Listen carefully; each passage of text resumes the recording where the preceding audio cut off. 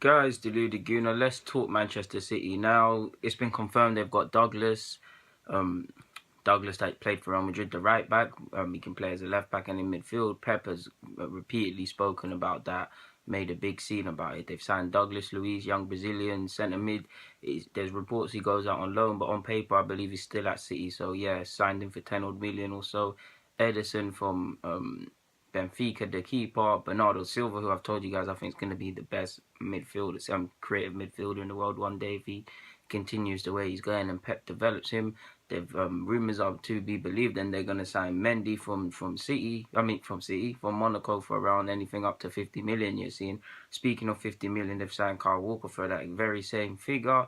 So yeah, that's their spending to what, over 200 million or just over 200 million. That's a lot of money spent. I know some people get called being a checkbook manager and things like that. I'm not suggesting Pep is, but as someone who likes to play it fair, and as much as I love Pep, you've got to rein it in. Now we know why he's done that. I mean, he's joined City. I don't want to go over it again. He's joined City to take them to that next level. It's Pep Guardiola.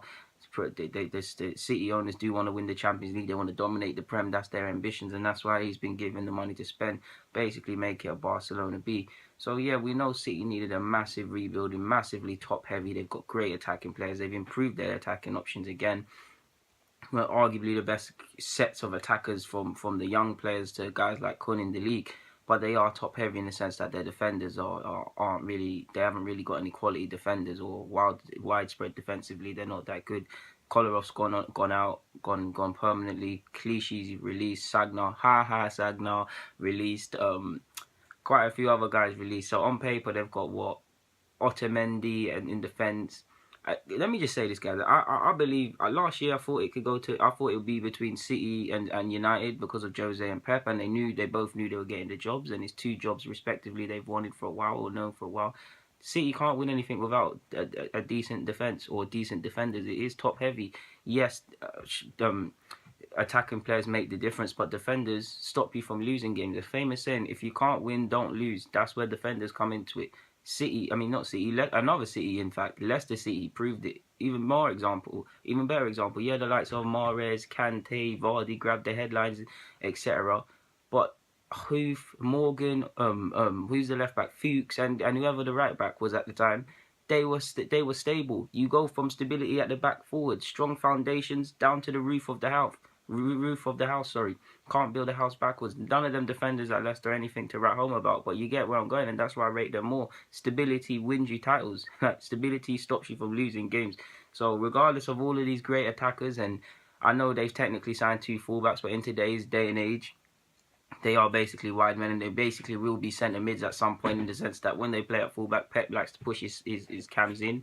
His fullbacks in and become somewhat centre mids. Alaba the best example. That's great for Walker, etc. But for the fans that might want to win the league, they really need to sign a centre half. Van Dijk's allegedly training alone. He's trying to push through a move. It's been well documented. The Liverpool to City links. Apparently United and us have been interested, but we're not as interested in them clubs. On the basis that City are showing the most willingness out of the clubs. I know we're all spending, but splashing the money out here. Surely you spend 60 mil on Van Dijk. I'm not saying he's worth that.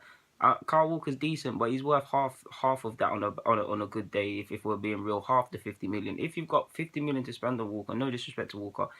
And again, I'm not justifying the fees, but guys, let's be sensible. We know football, and this is unsustainable. One day it's gonna burst. We know these transfer fees don't match up to exact quality. So on the basis that they've shown the willingness, like I keep trying to get out, 50 million on Walker, 50 million on Mendy, if rumours are to be believed, 20 odd on Danilo. Surely you can spend 60 million on Van Dijk. Again, I'm not saying he's worth that, and I would advocate scouts doing their job. And for 60 million, you could get certain other centre halves, but on the basis that they need a centre half and he's trying to leave. He's allegedly alienated himself, training alone at Southampton. They've been linked with him in the past. He's a ball player, ticks all the boxes. He'll be a great addition to partner Stones, and he plays the sorts that Pep wants, and he wants to play Champions League.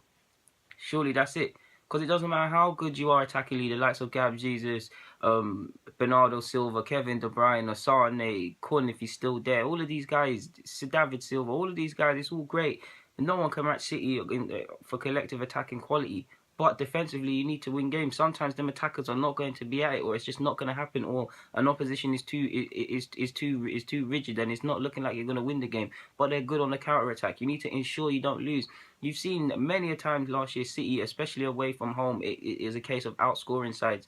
The game against Burnley, the best example. Burnley played them off the park, but again, they walked away with the free. City walked away with the 3 points. It's not just Burnley; they played us out. They played just as good as us when we nicked points. Liverpool nicked points. Anyone that went to Burnley away had to fight for their results. But you get where I'm going with that, guys. I mean, any side that wants to, on the basis that they want to. I know Pep needs to win the Champions League according to some, and the Prem according to some.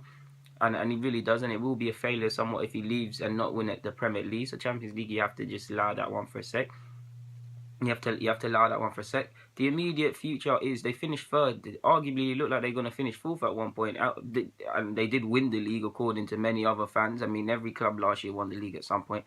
But on the basis that they want to improve their last season, the bare minimum is first/second, surely, especially with all this money spent.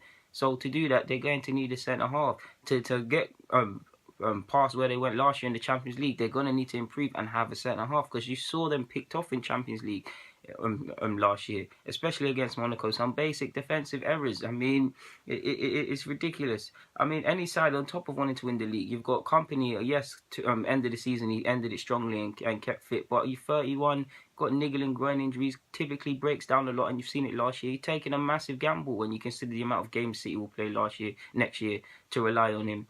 Stones, of course, Stones is going to play games. He's a good player, needs to improve. They've got Mangala. He's quite rubbish. He's probably got no future.